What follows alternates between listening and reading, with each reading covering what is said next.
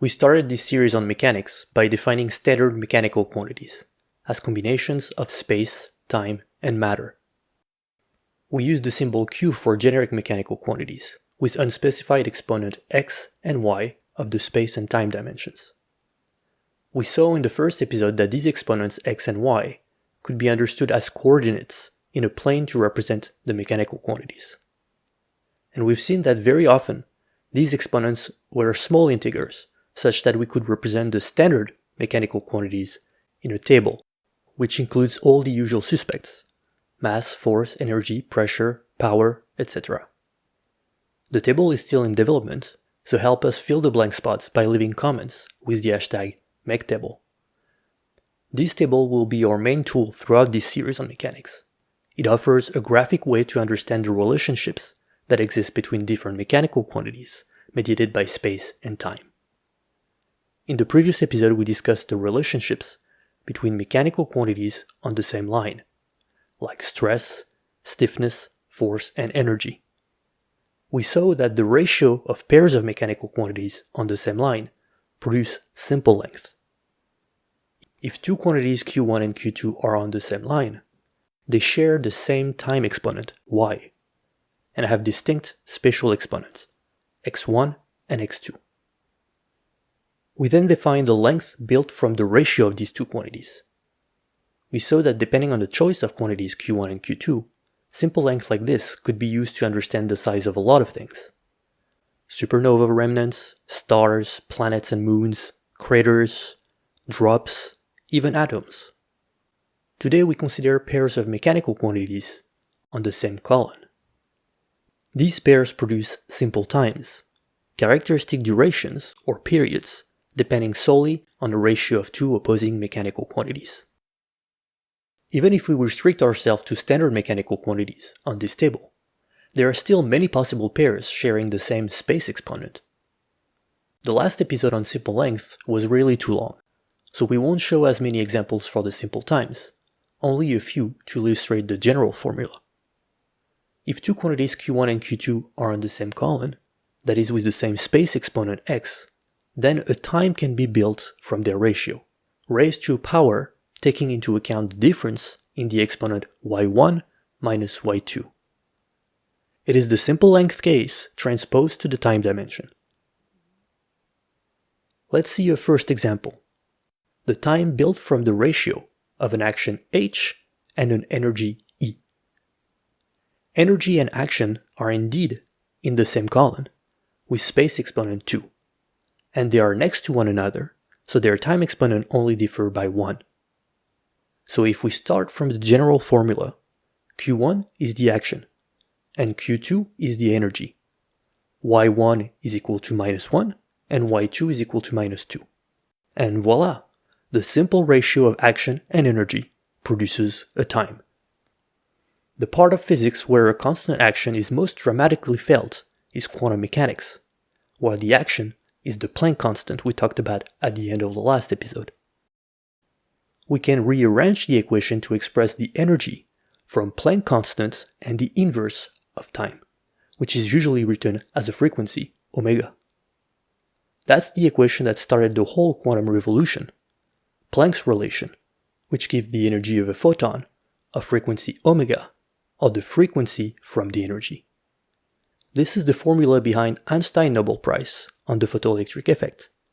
With this relationship, Einstein calculated the frequency of a photon required to eject an electron from a metallic target. For instance, if the target is made of zinc, the binding energy of an electron is around 9 electron volts, which gives something like 10 to the minus 18 joules, and the Planck constant is around 10 to the minus 34 joule times second. So the frequency of light above which the electron can be extracted is around 10 to the 16 Hz, that is 10 to the 16 second minus 1, which correspond to ultraviolet light.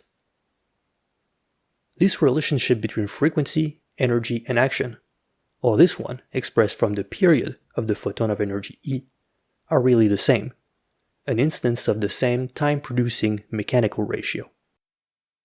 In the spatial case where the energy is the thermal energy, this timescale is called the Debye time.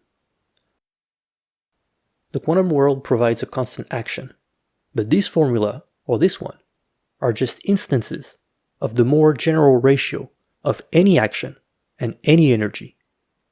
Let us know in the comments if you know examples of this simple time where the action has nothing to do with Planck constant. Please use the hashtag action and energy. Back to the map, which is helping us in our exploration of time and its mechanical underpinning. Let's keep the energy, but pair it with the power. We'll give two examples of this timescale, built from power, P, and energy, E. Since the two mechanical quantities are next to one another, the time is simply a ratio, without any exponent. This relationship between time, energy, and power is so widespread that the common unit of energy is the kilowatt hour. You might have found this unit on your utility bill or on the electricity meter. It's a rather odd way to measure energy. 1 kilowatt hour is 1,000 watt hour. And a watt is by definition equal to 1 joule per second. And 1 hour is 3,600 seconds. So 1 kilowatt hour is equal to 3.6 million joules times second minus 1 times second. The seconds cancel out, and the result is in joules. Indeed, an energy. Behind this mundane example is the simple time connecting energy and power. For a given energy E, this time scale gives the time range to be expected when the energy consumption rate is the power P. Let's take an example. Let's imagine a small car. How to use the formula? A car like this will have something like 70 horsepower, which is around 53 kilowatts of power. That's the power P. What is the energy? It's the fuel. Let's say the gas tank has 35 liters. Then the energy available in the gas tank is its volume times the energy per liter stored in this fuel, which is around 8.9 kilowatt hour per liter, giving an overall energy of 1 billion joules per gas tank. Then, if we divide this energy by the power, we get a time, around 5 hours. And this is roughly how long this car can drive without refueling. One down-to-earth example of this simple time. The principle behind this formula remains the same for all kinds of fuel and all kinds of systems consuming this fuel. In particular, this formula can also be used to obtain estimates of the lifetime of a star, like the Sun. How can we estimate the energy and power in this context? The power of the Sun is related to its luminosity. The standard value is around 3.8, 10 to the power 26 watts. In comparison, standard LED and light bulbs typically range from 2 to 100 watts. So unsurprisingly, the Sun is equivalent to a lot of light bulbs. Note that this is the power of the Sun now, but that this power may vary during the lifetime of the Sun. So the time that we will get will be approximate. The same point could also have been made for the car and its 70 horsepower. Just like the Sun, the power of a car may actually vary depending on the driving speed and style. Anyway, taking today's luminosity for the power of the Sun will give a first idea. Now, what about the energy? What is the fuel of the Sun? First, let's imagine the Sun as a big gas tank, filled with the same fuel as in the car we were just talking about. We know the energy per liter. For the car, the tank has a volume omega equal to 35 liters. The Sun is much larger, with a total volume around 10 to the 30 liters, which gives a total energy E around 3 10 to the 37 joules. Using this value for the energy E, and the estimate of the power from today's solar luminosity, would lead to a time around 3,000 years. So if the Sun was powered by standard gasoline, it would run out of fuel after only 3,000 years. Obviously, the Sun does not use gasoline. So what is its fuel? The quest to answer this question spanned from the mid-19th century to the mid-20th century, and involved some of the greatest minds of this time. The story is told beautifully in a paper by Giora Shaviv. an important step in the quest was to consider the energy to be due to self-gravitation of the Sun, where m and L are the mass and size of the Sun, and where g is the gravitational constant. In this scenario, the power of the Sun, that is its luminosity, is due to the gravitational potential energy. This timescale is sometimes called the thermal timescale, or the Kelvin-Helmholtz timescale, to honor Kelvin and Helmholtz's contributions to this field of research. However, as noted by Shaviv, August Ritter was the first to derive this formula. This timescale plays an important role in astronomy, in particular to set the timescale of the collapse of protostars. However, it fails to estimate the age of the Sun and similar stars. Let's plug in some numbers to see this. The power is still the current luminosity. The radius of the Sun is around 7×10 to the 8 meters. The gravitational constant is what it is, and the mass of the Sun is around 2×10 to the 30 kilograms. Putting everything together, we obtain a time around 30 million years. So, if the Sun was powered directly by its gravitational energy, its lifetime would be around 30 million years. The inadequacy of this figure with the geological records led to an intense debate. Based on computation of the kind we just did, Kelvin was much too quick to dismiss mountains of geological evidence, attesting that the Earth itself was much older than a few million years.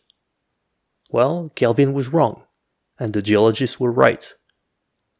Although considering gravitational energy was an appealing idea, it fails to estimate the lifetime of the star.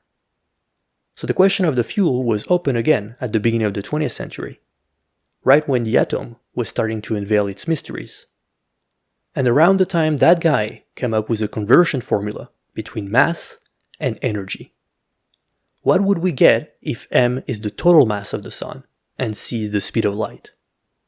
We would get a lifespan around 1500 billion years. And now that's actually too much. The energy E would be equal to mc squared if all the matter of the Sun was turned into light. In practice, the Sun, although much more efficient than a car, is not 100% efficient at converting matter to light. For most of its life, the light produced by the Sun is a byproduct of the transformation of hydrogen into helium. The energy released by this fuel depends on the details of the reaction, which are not shown here, and which go beyond our point today. The important thing is that this reaction provides a dimensionless efficiency, which we can call beta, which is around 6×10 to the minus 4. So overall, considering this nuclear fuel yields a lifetime around 10 billion years for the Sun and similar stars. This timescale is sometimes called the nuclear timescale. Like the Kelvin-Helmholtz time, or the time you can go driving with a full tank, the nuclear timescale is a specific type of this more general formula. The simple time built from energy and power. And there are actually many more situations where this simple time can be useful.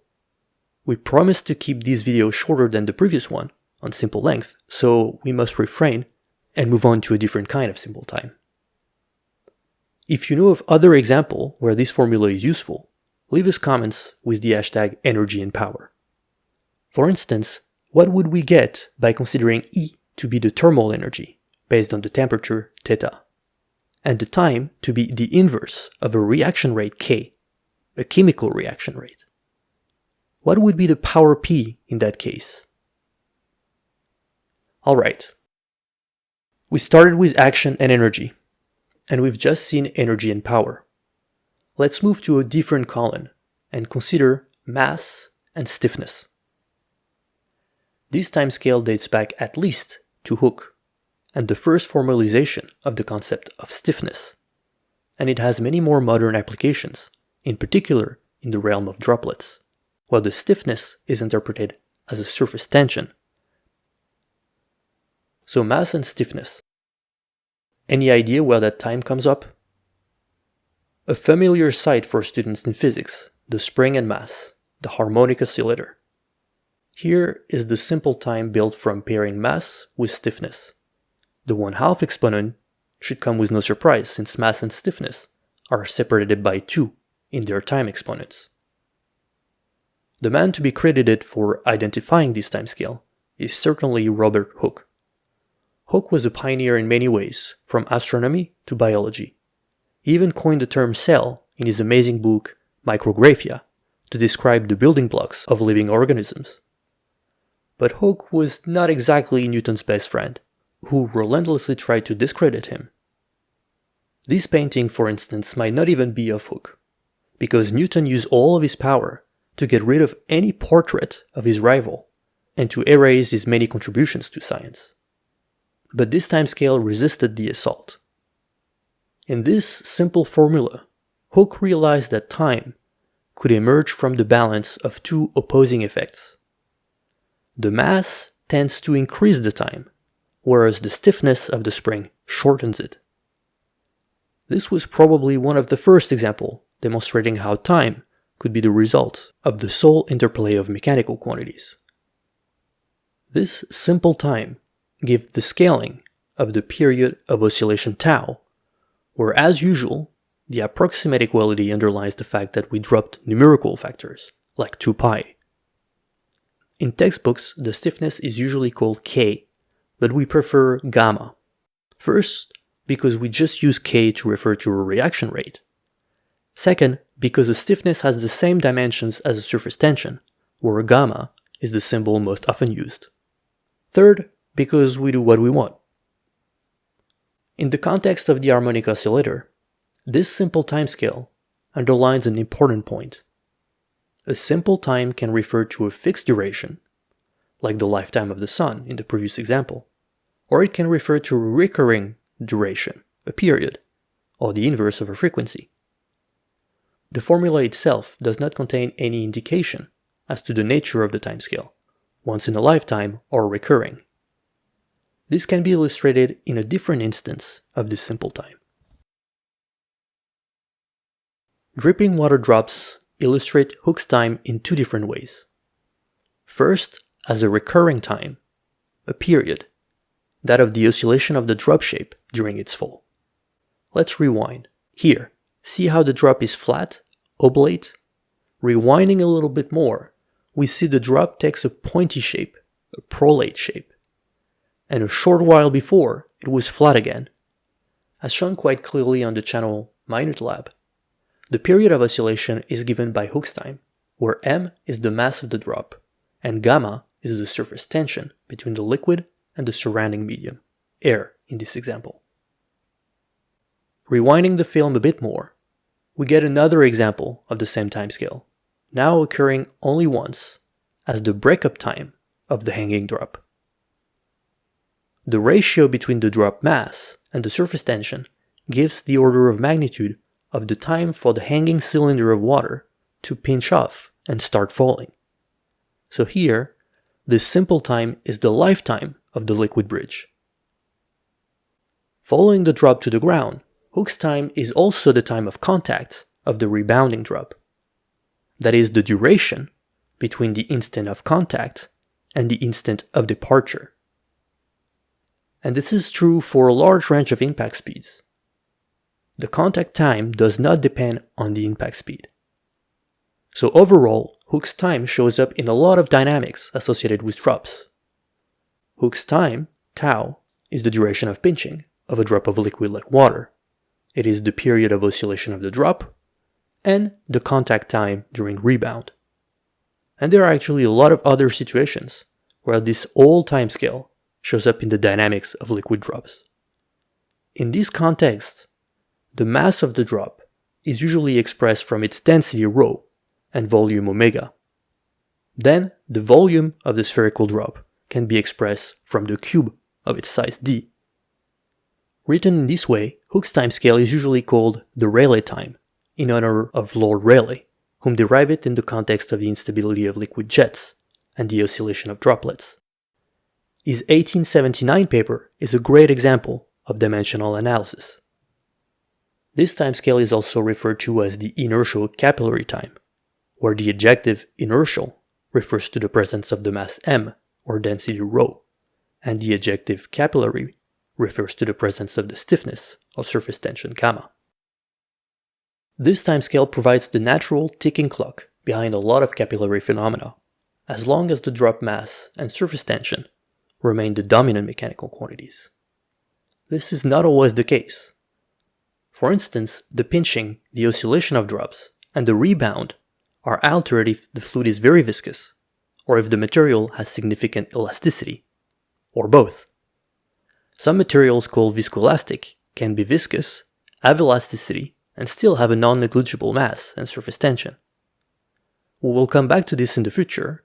For now, we must first acknowledge that if a material has both a viscosity and an elasticity, then there is a new timescale we need to talk about before considering more complex combinations. Forgetting about surfaces and capillarity for now, let's focus on the bulk of fluids, associated with our fourth and last example of simple time, the rheological time. This timescale is at the core of the field of rheology, which studies the deformations and flows of all sorts of materials, muds, sludges, suspensions, polymers, foods, bodily fluid, and a continuously growing list of so-called complex materials. However, this timescale first appeared in comparatively simple fluids, like water or air. In this context, the formula is rearranged as a definition of a stress, sigma, from a viscosity, eta, and a time of deformation, tau. When the viscosity is constant, this stress is actually called Newtonian, after Hooke's best friend, Isaac Newton. In this original context, the viscosity is a constant for a particular fluid, and the stress and deformation time tau are relative variables.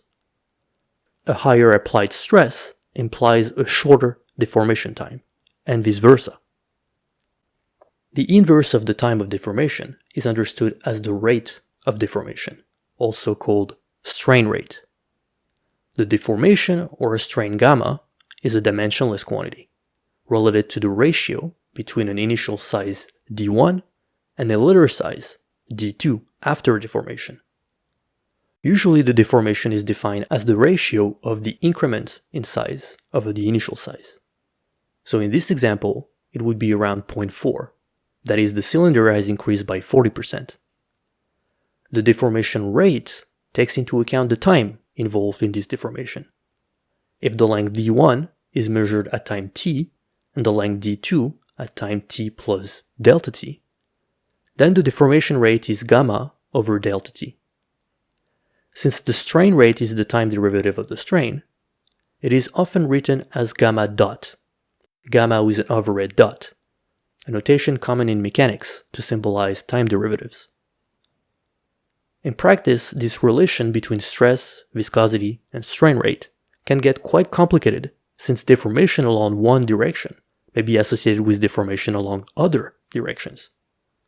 For instance, extending a cylinder along its axis will often shrink it along the perpendicular directions, generating more than one strain rate and so more than one stress.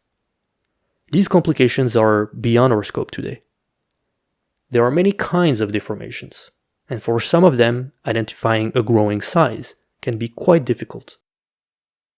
So the deformation rate may be defined from measurements of the velocity of a flow rather than the size of an object. For instance, here the motion of the upper boundary produces a simple shear flow of the fluid below, with speed decreasing in magnitude to reach zero on the bottom immobile boundary. In a situation like this, if the speed of the moving boundary is v, and the distance between the two boundaries is capital D, then the deformation rate, or shear rate, is the velocity gradient. Since the dimensions of the speed v are L t minus 1, and the gap d is a length, then the length dimensions cancel out, and the result is indeed the inverse of a time, a rate. In a situation like this, Newton's relation can be used to obtain the shear stress sigma at the boundary if we know the flow profile and the viscosity, or to predict the flow profile from the applied stress and known viscosity, or to measure the viscosity from a known flow and stress. For instance, assuming we know the stress sigma at the boundary and that the fluid is water, we can then compute the shear rate. the viscosity of water is around 10 to the minus 3 Pascal seconds in normal conditions. Then, assuming a stress of 1 Pascal would result in a shear rate of around 1000 inverse seconds, which means that the fluid is deformed by 100% every millisecond. And of course, if we know the spacing d between the two boundaries, we can compute the speed v at the upper boundary. For instance, if d is 1 millimeter, v is 1 meter per second under these conditions. So the time of deformation tau can be understood as the inverse deformation rate. That is the inverse of a deformation over the time it takes for this deformation to occur. The time tau can also be connected to the inverse of a velocity gradient. And other formulas can be possible, for instance in the case of oscillatory deformations. The essential is to remember that this simple timescale was initially understood as resulting from the interaction of the material property of a fluid, eta, the viscosity, with an external stress sigma associated with the boundary, or with pressure differences in conduits. Whereas the viscosity was understood as an intrinsic property of the fluid, the stress sigma was typically conceived as extrinsic, imposed by the container. And so the deformation rate, or deformation time, was also extrinsic, dependent on the choice of stress, or determining the stress once chosen. Modern rheometers reflect this connection and can function at imposed strain rate or imposed stress. Under these conditions, this timescale could very well be called the Newton time. However, at the end of the 19th century, Maxwell considered the same equation from a different perspective, a fruitful perspective. He considered the case where both the viscosity and the stress are intrinsic properties of the material. In that case, the timescale is also an intrinsic material property, independent of any constraints from the boundaries. Maxwell initially considered gases and metallic wires, but in the 1920s, with the foundation of the field of rheology by figures such as Eugene Bingham and Marcus Reiner, this simple timescale became central to the understanding of any viscoelastic material, that is, any material with a viscosity eta and a significant elasticity or elastic modulus, sigma. For example, for air in normal conditions of temperature and pressure, the viscosity is around 10 to the minus 5 Pascal seconds, and the bulk modulus is around 10 to the 5 Pascal, such that the timescale produced by their ratio is around 0.1 nanosecond. This timescale is so short that it cannot manifest itself in conventional conditions. However, a century of study of complex materials has shown that, in a lot of cases, this timescale can be orders of magnitude larger and have quite dramatic manifestations. We will return to this time in other videos, so let's just see one example here. We've seen the pinching of water droplets already, with a timescale given by the Hooke-Rayleigh time. Now, if we add a little bit of polymers, the fluid becomes viscoelastic, and the dynamics of this pinching are noticeably different. Now, the neck forms a long thread which thins exponentially at a rate given by the rheological time. The precise dynamics of this viscoelastic pinching are fascinating, and we will return to them in the future. For today, this is enough. We've seen that pairs of mechanical quantities on the same column produce simple timescales. Just like size, duration can be understood as a balance of two opposing factors, one tending to increase it and the other tending to reduce it. This mechanical understanding of time is very general, and you can build a lot of pairs from this table of standard mechanical quantities. In this episode, we discuss 4 examples: the pair of energy and action, dear to quantum mechanics; the pair between energy and power can tell you how long your car can drive, or the life expectancy of the sun; the pair built from a mass and a stiffness, or a surface tension, is useful for springs or droplets; and the rheological time is crucial whenever a material is characterized by an elasticity sigma, as well as a viscosity eta. We've seen pairs on the same line in the previous episode, and now pairs on the same column. Why stop here? In the next episode, we'll talk about quantities on the same diagonal of slope -1, producing speeds.